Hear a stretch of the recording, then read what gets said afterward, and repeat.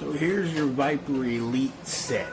Sadly, this cabinet is not thick enough, so this scoreboard here on this side rubs against the actual board. Now, one thing I like about the board itself is the darts really stick in there, so that's really good. Now, the dry erase board on both sides is not considered a dry erase board. You take this marker right here and you mark this board here with a mark and let it sit and dry for a couple seconds. We'll come back to that. You let it sit and dry for a couple seconds. You'll notice that this is very hard to get off here.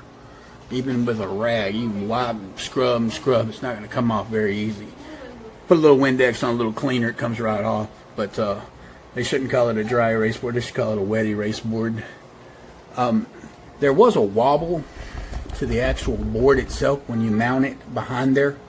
What we did was we stuck some styrofoam that was inside the box that behind the small parts of the board. There's styrofoam on the bottom four corners of where the little rubber things are, and you can see now there's no wobble, which you don't want wobble when you're messing with your board. You don't want it to spin. You want that 20 to stay up there at the top as possible.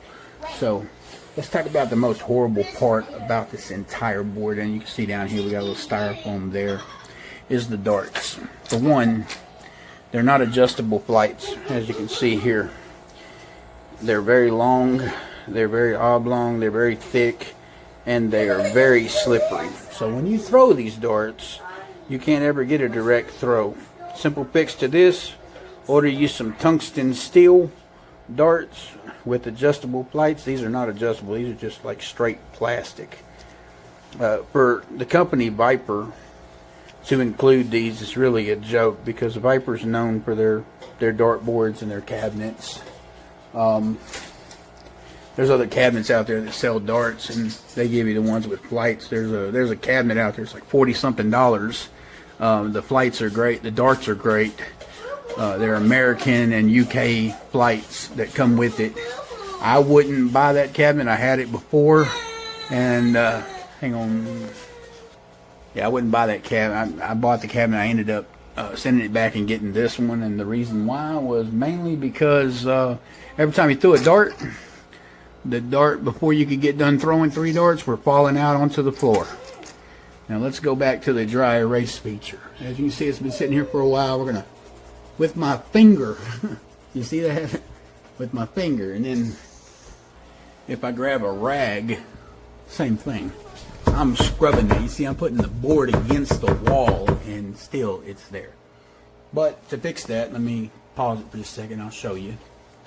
Get you just a hair of Windex, a little spray, nothing major, and then it'll just wipe clean.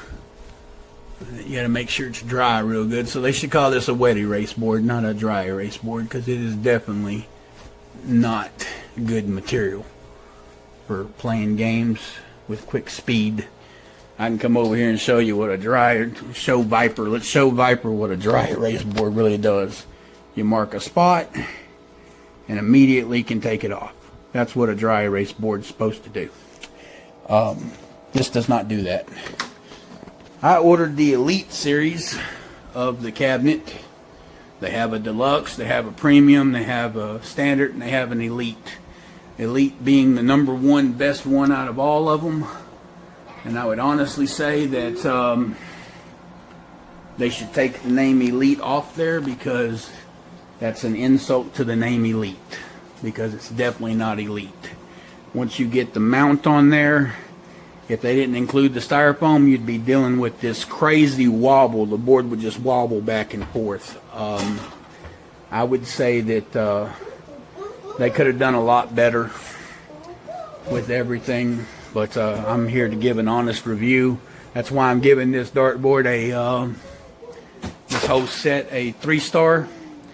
Also too, as you can see, the cabinet needs to just be a little bit thicker, so that when you close this, it's not closing on the board. See, it's closing on the board just barely, which is eventually going to scratch this. And that's my review for the Viper Elite series I would more or less say that this is definitely not elite. Thanks. 3 stars. Hooks like it's right here, but it does a real good job. My only little beef is I wish this laser line right here kind of gets on my nerves, because I mean, I know that right there is about the right spot right there. Might be off just an inch or 2 maybe, but it's really close. I wish, matter of fact, I might end up measuring that right, getting it perfect, and I'll probably end up putting a little dot of super glue right there so it doesn't move anymore. But other than that, and when I put the, you got to be careful with these lights right here, because the screws that come with them, the heads will twist off that quick.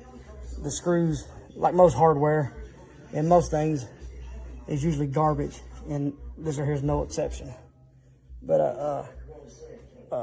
yeah, I got it a little bit off center, and that messes with my OCD, but that'll be all right. I don't feel like breaking off more screw heads, but we're liking it pretty well, and we toss them every day, almost every day that I'm home. But first piece to the game room, and we're liking it. We'll be throwing about an 8-foot pool table right there, and I'm thinking about an arcade, probably Pac-Man or something right there. Either that or a refrigerator or popcorn stuff. But it's first piece, and we're really digging it. So far, so good. The cabinet is pretty good. The hardware is the biggest problem. But nothing new there, right? Just put this dartboard up. Flip this down. Boop.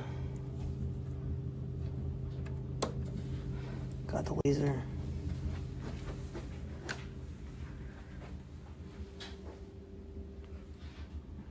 We in there.